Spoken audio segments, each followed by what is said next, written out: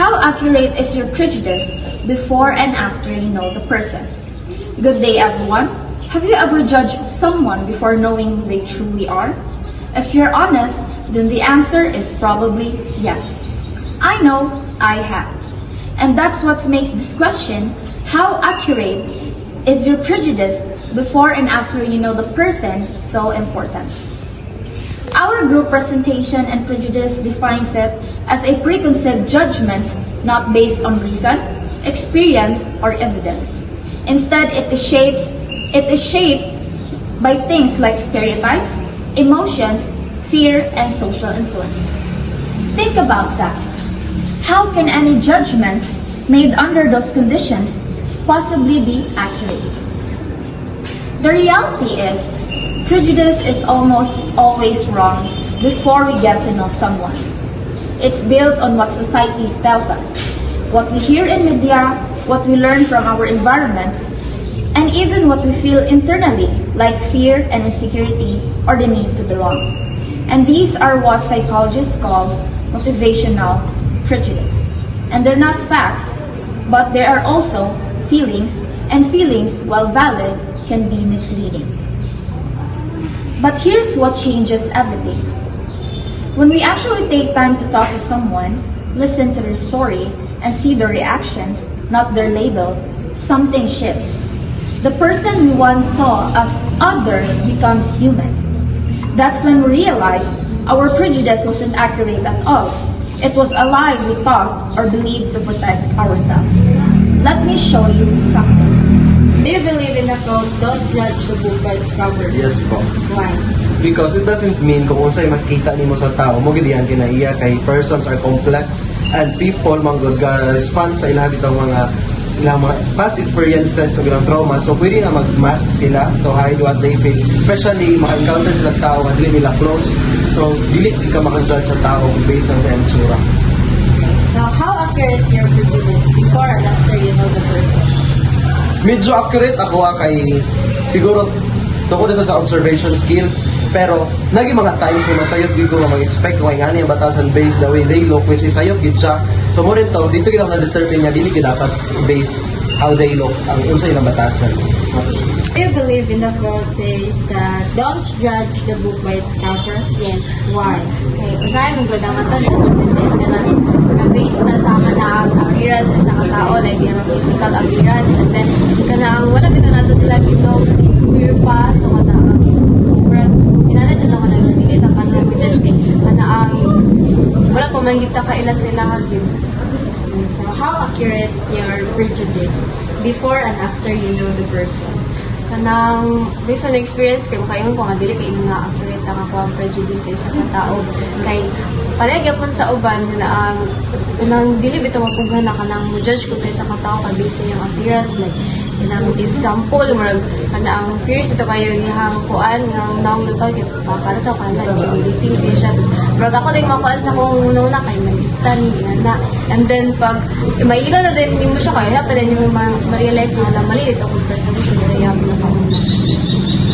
Do you believe in the quote nga don't judge the book by its cover? If yes, why? And then if no, why for? Yes, kay kuan bisag kuan nimo dapat dili jud ka magkuan gusto ka bitaw daan sa isang katao kay dapat imo pa sang ilon bitaw daan aya ka makakuan nga ay inana man guys sa day, so dapat tuod jud ko atong quote nga don't judge the book by its cover. Okay, so believe ka. So second question kay how accurate is your prejudice or your judgment before and after you know the person? For example, kanang unsa ba ka insakto ang imong pag-judge ba before and after mo na ilang na? So mo irita kung kuan kay sa 1 to 10 kay nara sa mga 3 kay kasagara sad kay puro siya daw kanang kuan ko sa katao kay murag makatawa din ko ba kay murag binuwang bitaw kasal sa kunotok dayon. So sa isad kay sakto ko kung kuan na sa ila sa pamarog og ilang naong sahay, pero dili din siya kuan dili siya accurate. So magpo-post ang imong answer sa first question at sa second question. kay anak ka dili mag-judge through their sa kanang dili mag-judge a book by its cover. And then sa second question kay parang 3 imuhang narrate sa imong accuracy. Okay, para man sad kanang naram sila ko utok naman ako isa ba bitaw. Okay, kabuluwan ko nga kung imo ikuan makadaot sila sa kuan basig malain sa imong kuan ba. Pero sa tao. sa kanang in summary kanang imuhang ang accuracy sa imuhang prejudice kay 3/10 lang dyan. Okay, sige, thank you. Do you believe in the quote, don't judge the book by its cover? If yes, why? Then kung no food, why? Yes. Kaya kung ano yung dili mo ma-judge diretso ang tao, ito pa rin mo na tao. Like karang wala kay background dito sa iya. True. Sige. So, ikadaw nga pangutana kay, unsa ka accurate ang imong judgment sa tao before and after nimo siya nailhan? Unsa ka kanang sample ka ng imong judgment sa bitaw sa iya? Unsa ka accurate o unsa ka insakto? Depende sa kanang ako mag-gabis mo po sa anong itsura sa tao.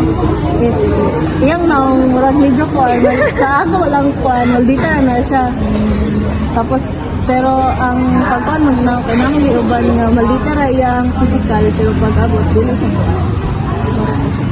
So, makaingon ka nga dili siya accurate ang judgment. So, depende sa kuan gid ng tao. Okay. So, thank you kayo, Kai. Thank you so much, Amy. Thank you. Do you believe in the quote, don't judge the book by its cover? If yes, why? And then if no, why po? For me, yes. Kaya dili tanan na makita nato is tinuod. Kung wala na dili pagid nato kung tawa ka na tumato na ana siya is binuhatan ba niya wala man ta nakabalo kung sakto ba ko ang atong thinking sa katao. Nice kayo. Sa second question, Ma'am Pai, how accurate is your prejudice or your judgment before and after you know the person? Sa ko is dagan gid ko ng experience mo niya na like for example lang nakoy friend na ako siya karon before manggod kay first pa lang nako nga kuan sa iya di na ko ganahan kay the way she look kanang bitaw kanang the way she style ngayon panitaw sa iyang appearance like sa man siya uy kanang lain man kaayo pero kadugayan manggod kay kakaingon ka ay malit day ko kay maayong day kay siya ana bitaw like dili gid mo ma-judge ang tao sa kanang iyang panglabas bitaw kay dili pa nimo siya naila. So, nakuha na ko siya nga, ay, maayo gid siya. Lahi ra ko ang expectation sa iya. Okay, so kung rate nimo imuhang ano ma'am kanang accuracy sa imong pag-judge or prejudice, mga pila? Mga 9. 9? Thank you. So how accurate is prejudice before you know the person? It's often completely wrong. And what after you know them? You begin to see the truth, who they really are, and not who the society told you they were. The journey from prejudice to understanding is not just possible, it's necessary. Because every time we choose to listen instead of assume, to connect instead of categorize, we take a step closer to a fairer and more compassionate world.